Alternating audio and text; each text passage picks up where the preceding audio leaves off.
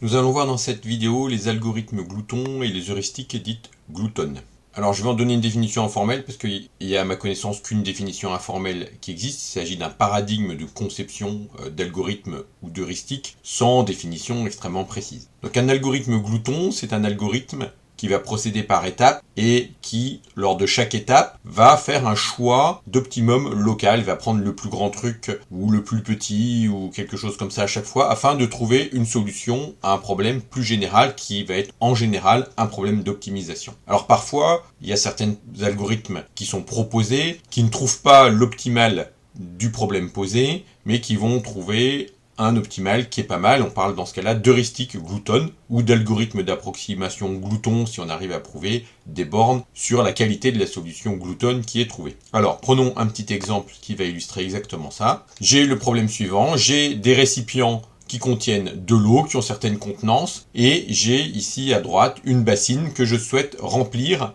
avec ces récipients. Et je cherche un algorithme pour remplir la bassine à droite en utilisant le moins possible de récipients qui sont à gauche. Comment je vais faire? Eh bien c'est simple, à chaque étape, je vais à chaque étape prendre le récipient qui a la plus grande contenance et qui n'est pas vide et le vider dans la bassine tant qu'il reste de la place dans la bassine. Donc je commence par celui le plus grand de 3 litres, je le vide. Si ça ne suffit pas à remplir la bassine, je vais regarder le récipient non vide le plus grand que je peux utiliser. Ici c'est 2 litres et demi. Si ça suffit pas, je vais prendre 2 litres, etc. Si ça suffit, eh bien j'ai fini et j'ai pris le moins de récipients possible, sinon je vais reprendre 2 litres, 1 litre et demi, etc. Et donc, on voit bien ici l'approche gloutonne, c'est-à-dire qu'à chaque étape, je prends quelque chose qui a un optimum local, c'est le plus grand récipient non vide qui reste. Autre exemple que l'on utilise régulièrement pour les heuristiques, méta-heuristiques ou algorithmes d'optimisation, c'est monter en haut d'une montagne alors qu'on est dans le brouillard. Donc imaginons que je suis ici et que c'est le brouillard, je vois à 1 mètre de distance et je veux monter au sommet le plus haut qui existe. Qu'est-ce que je fais? Je regarde les points qui sont autour de moi. À chaque étape, je vais regarder tous les points. Donc, quand on est en 2 dimensions, ça fait 2 points. Si on est en 3 dimensions, ça fait un cercle. Et parmi tous ces points, je vais aller à celui qui est à la plus haute altitude. Et je vais répéter l'opération. Donc, à chaque étape, je prends bien le point le plus haut parmi ceux que je peux voir. C'est un maximum local et j'y vais.